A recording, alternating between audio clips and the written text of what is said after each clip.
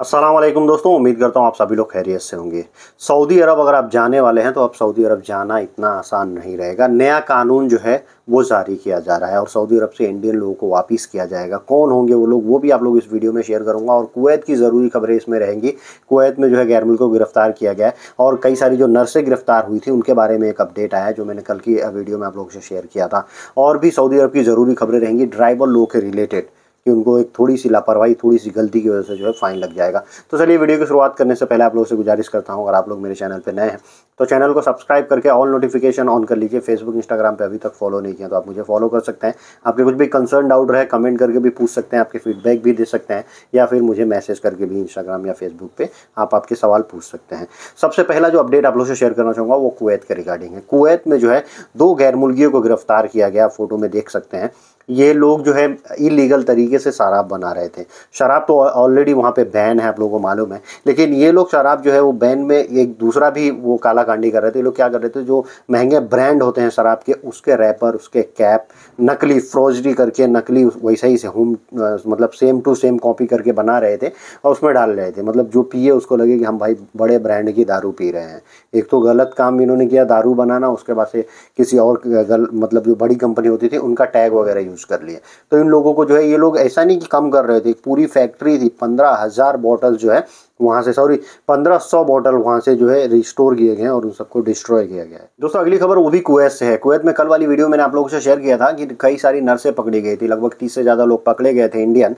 उसमें जो है एक 19 के करीब जो है नर्स थी। अब उन नर्सों में जो है बहुत सारी जो है, ये 4-5 बताया जा रहा है कि ऐसी हैं जो उनके अभी मतलब नवजात बच्चे हैं, उन लोगों को दूध वगैरह पिलाना रहता है। तो उन लोगों ने गुहार लगाई थी इंडियन एम्बेसी से और मिनिस्ट्री से भी। तो मिनिस्टर हैं जो फॉरेन अफेयर्स के एक आते हैं, मिस्टर मुरलीधरन, जो विदेश राज्य मंत्री हैं, इन्होंने वहाँ पे बात भी की है और आश्वासन दिया है कि हमारी बात हो गई है और ब्रेस्ट फीडिंग जो उन लोगों को करना है, दूध पिलाना है बच्चे लोगों को, उसका परमिशन उनको मिल गया है, वो लोग पिलाते रहेंगे। बाकी हम आगे भी बात कर रहे हैं ताकि नर्सों को जो है वहाँ से वापस किया जाए। नर्सों का वहाँ पे मतलब जो गवर्नमेंट का, वहाँ की कुवैत की गवर्नमेंट का जो एलिगेशन है उन्होंने जो लगाए हैं नर्सों के ऊपर कि इनके पास जो है माकूल दस्तावेज नहीं थे। मतलब दस्तावेज का मतलब क्या होता है कि इनके पास क्वालिफिकेशन सर्टिफिकेट नहीं थे।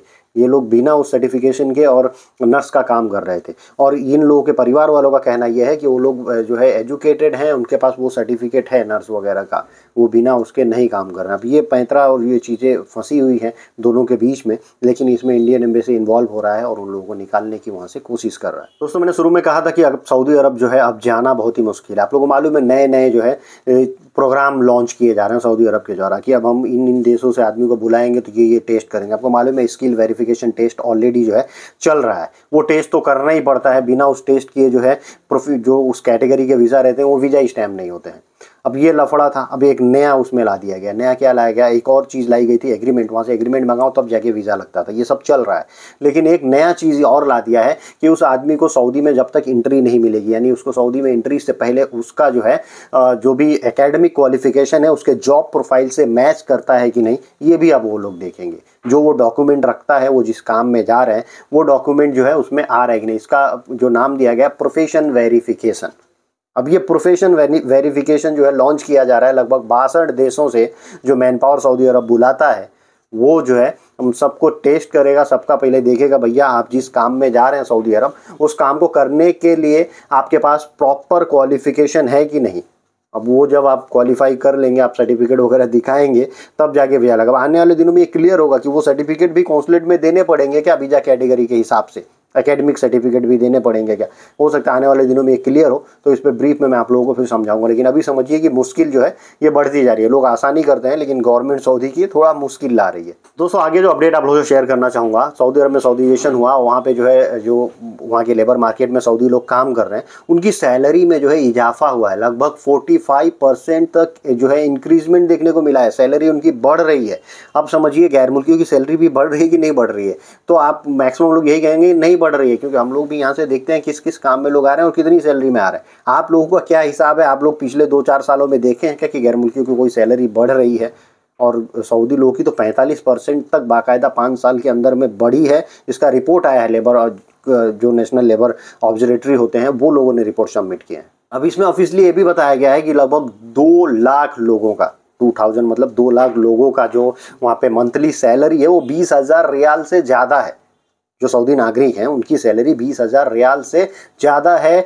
2 लाख करीब सऊदी नागरिकों की, आप समझ सकते हैं उनकी सैलरी जो है कितनी ज़्यादा है। और इसके उसी काम के कंपैरिजन में अगर गैर मुल्कियों का देखा जाए तो बहुत कम रहता है। और ऐसे ही फिर एक और रिपोर्ट दिया गया जिसमें बताया गया है कि लगभग 40,000 जो सऊदी नागरिक हैं उनकी जो सैलरी है वो 40,000 रियाल से भी ज़्यादा है, या 40,000 रियाल है।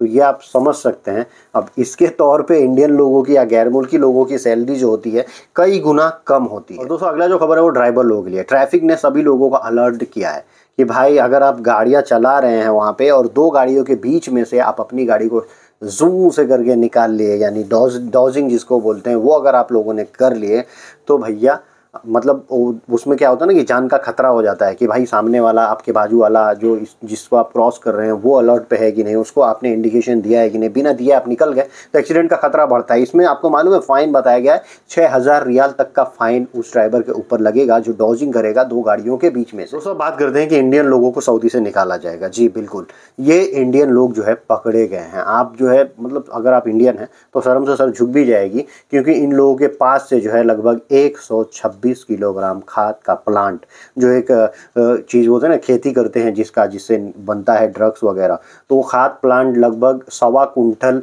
ये पकड़ा गया है। और ये लोगों ने ये प्लांट रखे थे एक रेसिडेंस में जहाँ ये लोग रहते थे, 2 इंडियन लोग। अब ये दोनों इंडियन लोग तो सज़ा भुगतेंगे खतरनाक तरीके से और फाइन भी देंगे। उसके बाद से इन लोगों को बाहर भी किया जाएगा, डिपोर्ट भी किया जाएगा। आप लोग क्या सोचते हैं, क्या समझते हैं ऐसे लोगों के बारे में? कमेंट करके आपकी राय ज़रूर दे सकते हैं। आज की वीडियो करता हूँ यहीं समाप्त, मिलते हैं सबसे अगली वीडियो में। Thank you guys, thank you for watching.